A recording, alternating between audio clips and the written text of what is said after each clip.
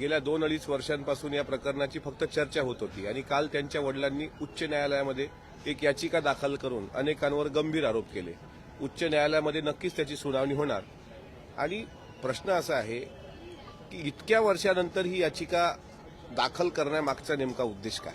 नाफेडमध्ये 5 quintal 8 kilo soybean खरेदी करता येतं आणि शेतकऱ्याला एकरी 10 क्विंटलचं पण उत्पन्न झालं, मग उर्वरित 5 क्विंटलचं त्यांनी काय करावं, त्यांनी समुद्रात फेकावं।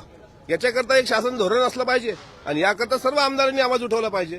2020 साली मालाडमधलं घडलेलं हे प्रकरण आहे माझ्या माहितीप्रमाणे। आता हे 2025 वर्ष आहे।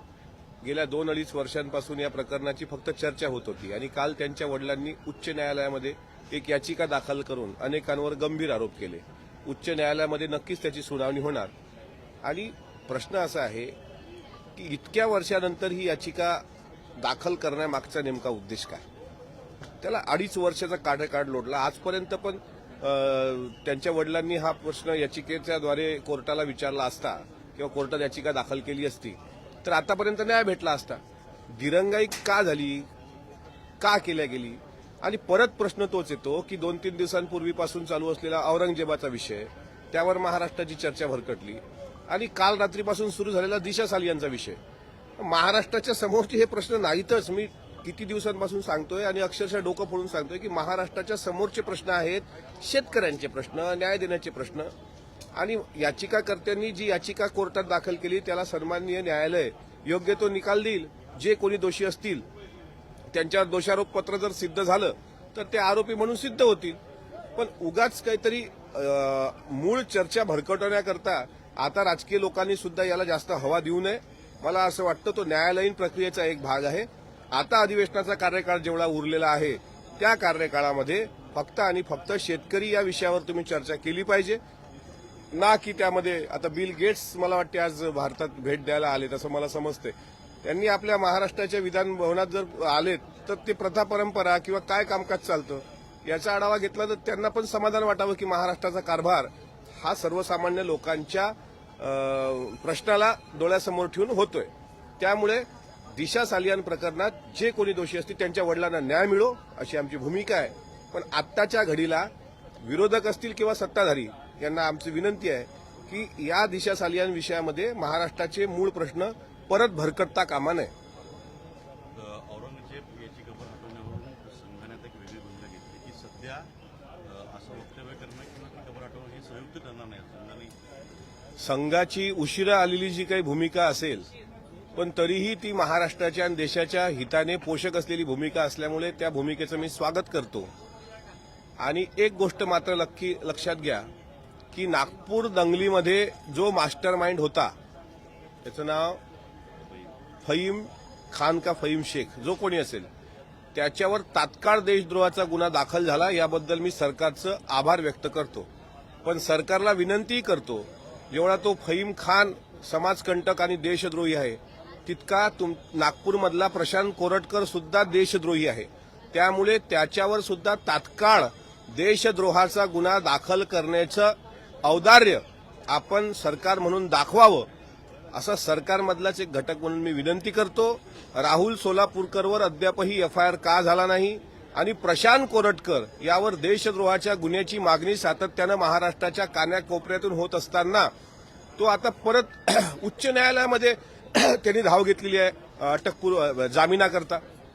म्हणजे एखाद्या आरोपीला किती सूट द्याल, किती मोकाट फिरवाल। जितका दंगलीचा दोषी फहीम खान तितकाच प्रशांत कोरटकर सुद्धा दोषी, कारण प्रशांत कोरटकरनी छत्रपती शिवाजी महाराजांचा केलेला अपमान हा देशद्रोहापेक्षा कमी नाही।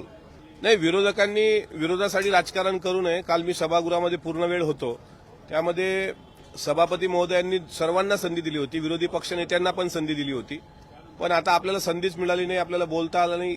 या आवेशापोटी त्यांनी काळ्या फिती लावून जरी आंदोलन केलं असेल तरी विधिमंडळाच्या कामकाजाची काही पुस्तकं आहेत त्या नियमाला धरूनच राम शिंदे साहेबांनी कालचं पूर्ण सभागृहाचं कामकाज चालवलंय।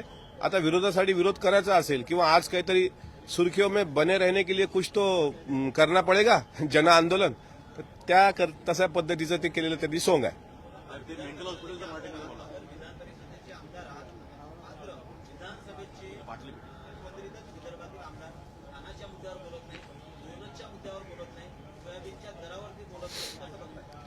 आणि त्यांनी असे वक्तव्य करण्यानंतर फायदा काय? अं?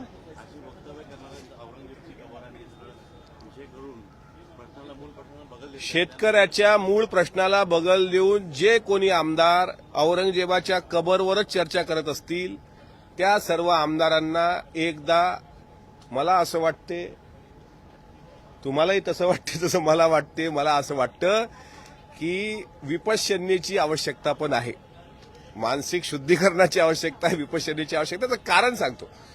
विदर्भाच्या शेतकऱ्यांचे प्रश्न विदर्भाच्या आमदारांनी मांडलेच पाहिजे. काल 260च्या प्रस्तावावर चर्चा होताना परत चर्चा कुठं भरकटते? मुंबई उपनगर, ठाणे, याच्या पुढे महाराष्ट्र नाही आहे का? विदर्भ, पश्चिम विदर्भाची परिस्थिती काय आहे? आज तुम्ही पूर्व आणि पश्चिम विदर्भामध्ये, आता दावोसला जाऊन आपण इतक्या कोटी रुपयाच्या गुंतवणुकी केल्या, आता त्यांना जर इथं नागपूरमध्ये गुंतवणूक करायची असेल, काल परवा पतंजलीनी गुंतवणूक केली, पण नागपूरमध्ये दंगा झाला. आपण त्यांनी ऍटलिस्ट येण्यासाठी आपलं हे दाखवलं की बाबा नागपूरला आम्ही जाऊन गुंतवणूक करू ऍटलिस्ट.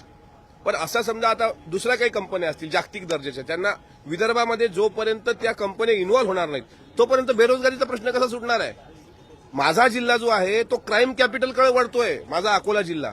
आणि पश्चिम विदर्भातले जे काही जिल्हे असतील ना, यवतमाळ घ्या, क्राईम कॅपिटलकडे त्याची वाटचाल आहे.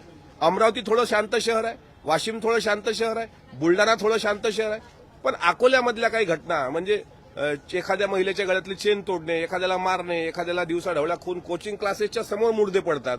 म्हणजे असं क्राईम जर एखादं शहर होत असेल तर मला सांगा गुंतवणूक कशी होणार? आता टेक्स्टाईल पार्कच्या संदर्भात या सरकारने घोषणा केली ना, पण त्याला टेक्निकल टेक्स्टाईल असं नाव दिलंय. मग टेक्निकल टेक्स्टाईल मला कळलं नाही. विदर्भाच्या शेतकऱ्यांच्या प्रश्नावरच खऱ्या अर्थानं विदर्भाच्या आमदारांनी बोललं पाहिजे. जर ते बोलत नसतील तर आणखी 5-7 दिवस बाकी आहेत, त्यांनी बोलावं. सोयाबीनच्या खरेदीवर बोलावं.